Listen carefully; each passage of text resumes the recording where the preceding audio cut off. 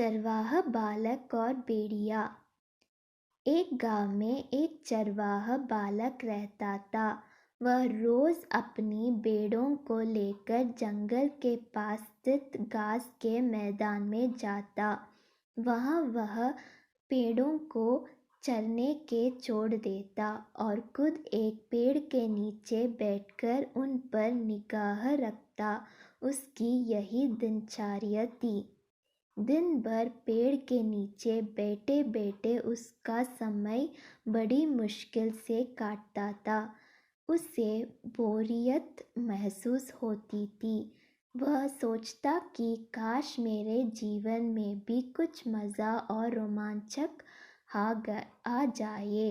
एक दिन भेड़ियों को चरता हुए उसे मजाक सूझ आया और जोर जोर से चिल्लाने लगा, भेड़िया आया, भेड़िया आया।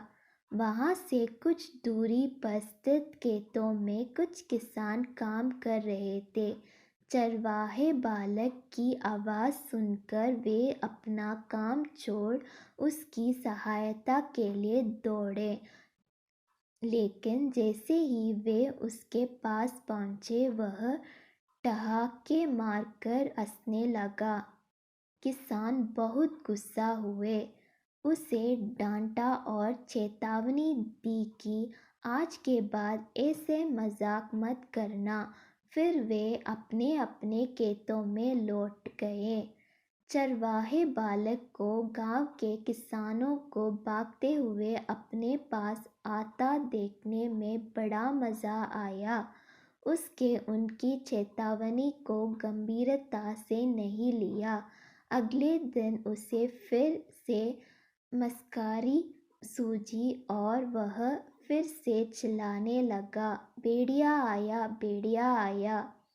खेतों में काम कर रहे किसान अनहोनी की आशंका से फिर में दौड़े चल आए, जिन्हें देखकर चरवाहा बालक फिर से जोर जोर से हंसने लगा। किसानों ने उसे फिर से डांटा और चेतावनी दी, लेकिन उस पर इसका कोई असर नहीं था। उसके बाद जब जब वह किसानों को इसी तरह भेड़िया आया कहकर बुलाता रहा, बालक के साथ कोई अनहोना ना हो जाए, ये सोचकर किसान भी आते रहे। लेकिन वे उसकी इस शरारत से बहुत परेशान होने लगे थे। एक दिन चरवाहा बालक पेड़ के छाया में बैठकर बांसुरी बजा रहा था कि सच में एक भेड़िया वहां आ गया। वह सहायता के लिए चिल्लाने लगा, भेड़िया आया, भेड़िया आया। लेकिन उसकी शरारतों से तंग आ चुके किसानों ने सोचा कि आज भी ये बालक उन्हें परेशान करने का प्रयास कर रहा है, इसलिए वे उसकी सहायता करने नहीं गए। भेड़िया उसकी कुछ भेड़ों को मारकर खा गया।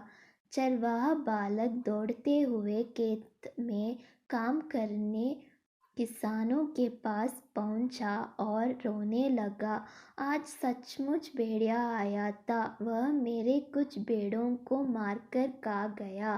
किसान बोले, तुम रोज हमारे साथ शरारत करते हो, हमें लगा कि आज भी तुम्हारा हृदय वही है।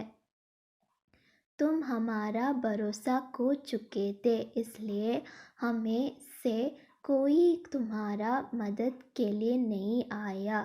चरवाहा बालक को अपनी गलती का एहसास हुआ और उसने प्रण लिया कि वह फिर कभी झूठ नहीं बोलेगा और दूसरों को परेशान नहीं करेगा। सीख, बार बार झूठ बोलने से लोगों की विश्वास पर चोट पहुंचती है और उनका विश्वास टूट जाता है। किसी का विश्वास पात्र बनना है तो हमेशा सच्चाई के साथ रहिए।